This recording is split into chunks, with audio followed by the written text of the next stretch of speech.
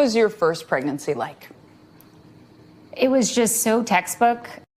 But Caitlin Cash's subsequent pregnancies were anything but. In 2023, the 37-year-old from Texas almost died, giving birth to her healthy daughter. I just kept laying there thinking, I'm never going to name that baby. After her placenta failed to deliver, Caitlin says she continued bleeding and, according to her doctor, needed a DNC, which is often part of an abortion but can be necessary in other circumstances. Caitlin says she waited more than an hour for doctors to do the procedure, but her condition continued to deteriorate until she lost consciousness and needed a blood transfusion.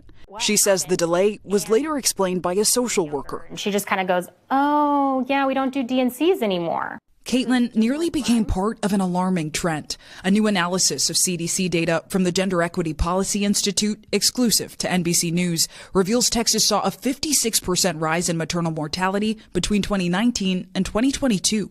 That's compared to an 11% uptick nationwide. Every demographic went up, but the biggest increase was among white women, up 95%.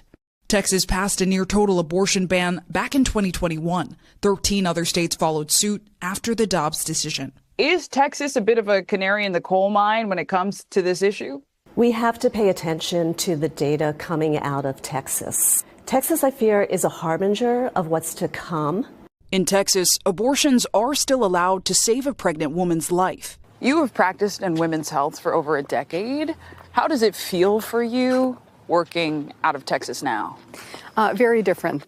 Doctors, like Leah Tatum, are advised to use their best judgment. But if a court later rules they got it wrong, they risk losing their medical license, life in prison, or $100,000 in fines. Is it clear to you when you can perform an abortion and when you cannot?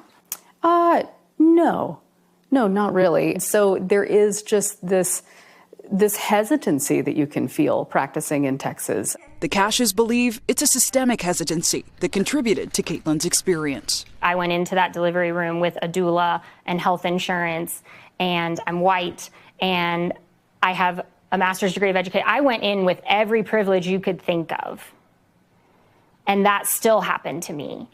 Now, Caitlin advocates for abortion rights. What do you feel when you look at your daughter? I feel deeply saddened and guilty about the future that I'm giving her.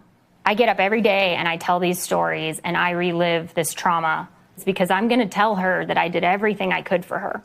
Zinklea Samoa, NBC News, Austin, Texas.